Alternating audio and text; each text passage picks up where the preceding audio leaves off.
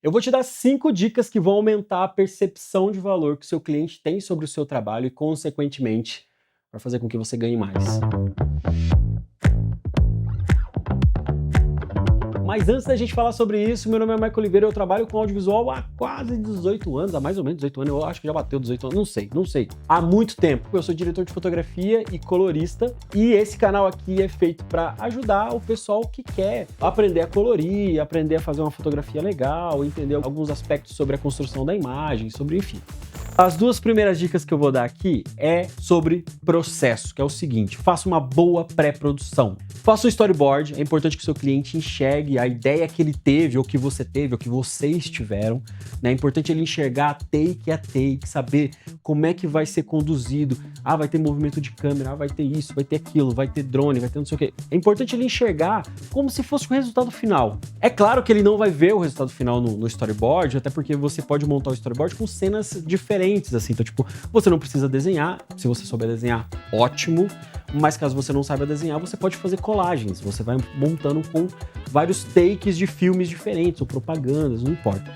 Tem um site muito legal chamado Frameset, que é um site que eu uso muito, mas muito mesmo, para montar os storyboards, até porque tudo que eu tô passando aqui para vocês é uma parada que eu uso, tá? Então assim, para montar os storyboards para os meus clientes, eu uso o Frameset, vou escolhendo tanto a angulação da câmera, a altura que ela vai estar, se ela vai ser zenital, se ela vai ser drone, se ela vai estar no chão, se ela vai estar colada no chão, entendeu? Eu consigo filtrar por vários aspectos dentro do site Frameset. Ele é maravilhoso, eu vou deixar o link aqui na descrição, depois vocês entram lá, é incrível. Você consegue filtrar usando inteligência artificial, ele tem lá uma parte de prompt que você coloca, o prompt, claro que você vai ter que colocar em inglês, mas aí é só usar o Google Tradutor, também não é tão complexo assim, você não precisa usar uma linguagem muito diferente do que o Google Tradutor vai te entregar, né? Mas você consegue colocar um prompt e falando, olha, a cena é assim, assim, assim, e aí ele vai entregar várias imagens que você pode montar o seu deckzinho, né? Você vai montar um deck e depois vai baixar.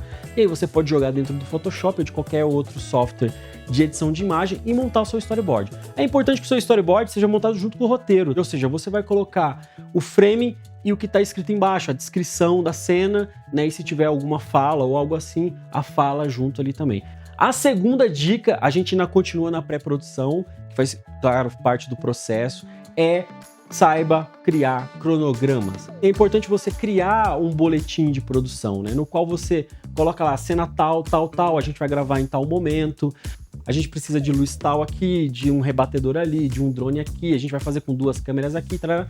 Deixa tudo isso organizado e mostrar para o seu cliente, falar, ó, esse aqui vai ser o nosso roteiro de filmagem hoje, né? Então a gente vai começar filmando por essa e essa cena, a gente vai usar esse tipo de equipamento e etc. Esse tipo de organização mostra para o seu cliente como você é um cara profissional, um cara organizado, um cara que prestou atenção no trabalho que está fazendo para ele, né?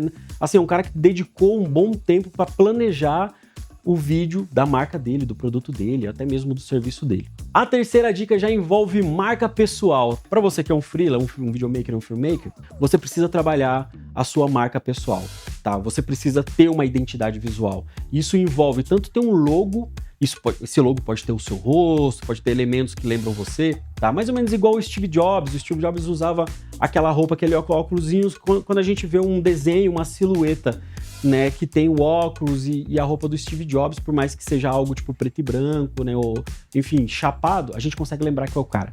A quarta dica é: tenha um site, pelo amor de Deus, tenha um site. Para de ficar postando as coisas no Instagram, ou então só deixar no Vimeo e ficar mandando o link do Vimeo e do Instagram. Tem que lembrar que Vimeo e Instagram acaba sendo confuso para o seu cliente quando ele quer saber de algo muito específico sobre o seu trabalho, ou até mesmo sobre você, porque quando o seu cliente pedir o seu portfólio, você pega o link do seu site que vai estar com o seu nome ou o nome que você escolher, tá? E manda para ele e ele vai ver os melhores trabalhos que você fez. Coloque só os melhores trabalhos. Eu sempre dou a dica do seguinte: coloque 9 trabalhos. Porque assim o seu cliente não vai ficar lá descendo um monte de coisa que você postou para poder encontrar uma coisa que interesse a ele. Ele não vai ter essa paciência. Quanto menos o seu cliente rolar a página do seu site, melhor. Se ele quiser saber sobre você, vai estar lá um sobre, ou sei lá, about, não importa o idioma que você vai colocar, mas vai estar lá uma descrição sobre você. E por último, e não menos importante, foque em um nicho.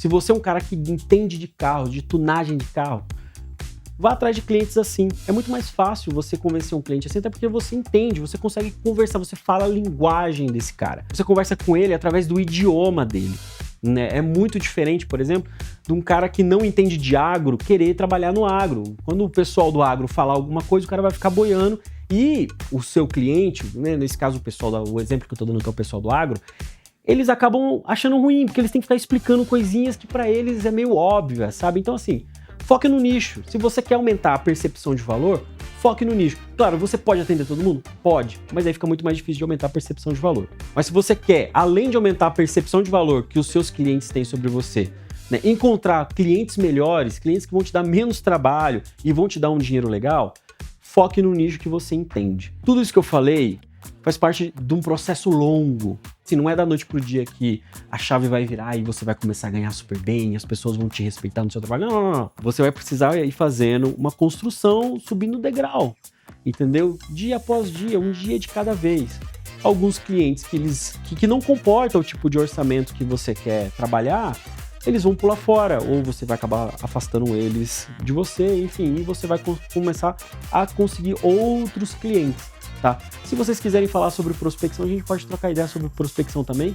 Eu tenho alguns amigos que entendem muito sobre prospecção, eu posso trazer eles aqui, mas é claro, só se vocês deixarem um comentário aqui falando que querem, tá? Caso contrário, eu não vou ficar fazendo um vídeo que vocês não querem assistir. Tem links de ferramentas aqui embaixo que vão ajudar você a aumentar a velocidade dos seus processos.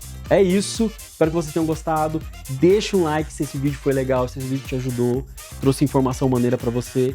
Me segue caso você não me siga, liga o sininho para receber as notificações, porque toda semana vai ter vídeo novo, talvez tenha mais de um vídeo, eu ainda tô trabalhando nisso. Me siga nas redes sociais também, que eu posto bastante coisa lá. Cola lá, me manda mensagem se você chegar lá através do YouTube e vamos trocando uma ideia. Te vejo no próximo vídeo. Tchau!